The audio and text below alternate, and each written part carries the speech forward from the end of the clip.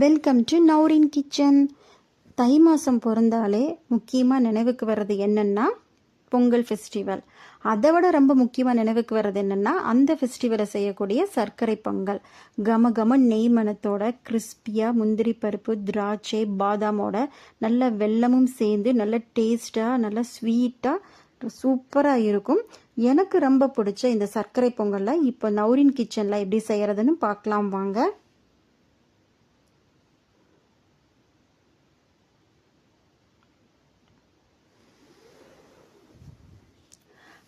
350 பச்சரிசி எடுத்துருக்கிறேன், 1/2 கிலோ பொடிச்ச வெல்லம், 150 பாசிப்பருப்பு, 200 நெய், 10 ஏலக்காய், கொஞ்சம் முந்திரி, திராட்சை.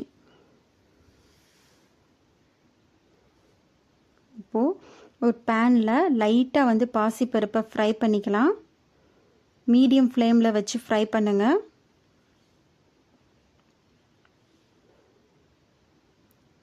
ரெடி ஆயிடுச்சு. இப்போ ஒரு பவுலில் நான் அரிசியும் பருப்பையும் சேர்த்து அழுக்கு போகிற அளவுக்கு நல்லா களைஞ்சி எடுத்துக்கலாம். ரெண்டும் சேர்த்து 1/2 கிலோ இருக்கணும்.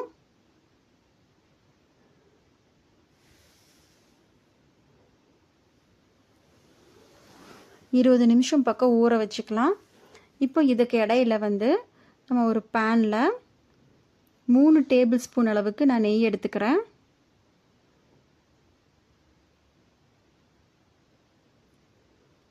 நெய் சூடானதும் நம்ம முந்திரி பருப்பை எடுத்து ஃப்ரை பண்ணிக்கலாம். இது நல்லா கிறிஸ்பி ஆகிற அளவுக்கு ஃப்ரை பண்ணுங்க.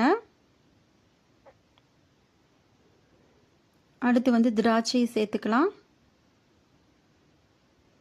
லைட்டாக பல்ஜானா போதும். இப்போ இதை ஃபில்ட்ரு பண்ணி எடுத்து வச்சுட்டு அரிசி வேக வச்சாலும் சரி, இல்லை இதோடையே அரிசியை வேக வச்சாலும் சரி. நான் அப்போ இதோடையே நான் அரிசி வேக வைக்க போகிறேன். இப்போது 1க்கு 2.5ங்கிற விதத்தில் நான் தண்ணி எடுத்துக்கிறேன்.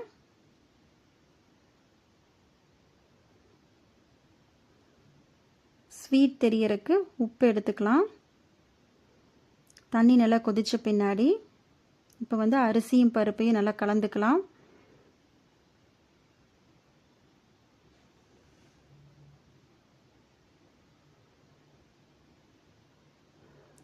அரிசி ஒரு முக்கால் அளவுக்கு உடஞ்சி இருக்கணும்.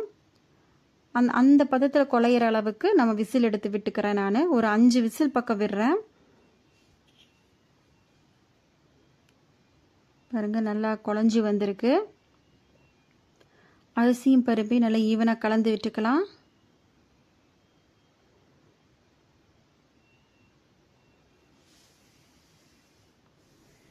இப்போது மீதி இருக்கிற நம்ம நெய்யை ஆட் பண்ணிக்கலாம். பிடிச்சி வச்சுருக்கிற வெல்லத்தில் ஒரு பாதி அளவு இப்போ சேர்த்துறேன்.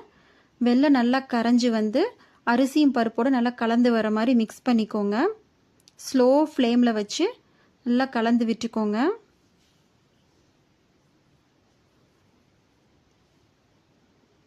இப்போ மீதி இருக்கிற வெல்லத்தை சேர்த்திக்கலாம்.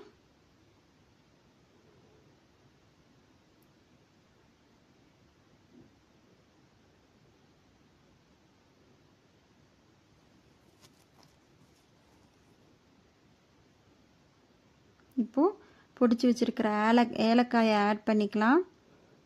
நல்லா ஒரு 2 கொதி வந்தால் போதும்.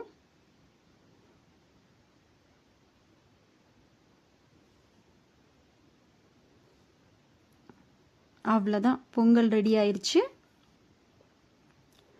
பாருங்கள், செமையாக சூப்பராக இருக்குது.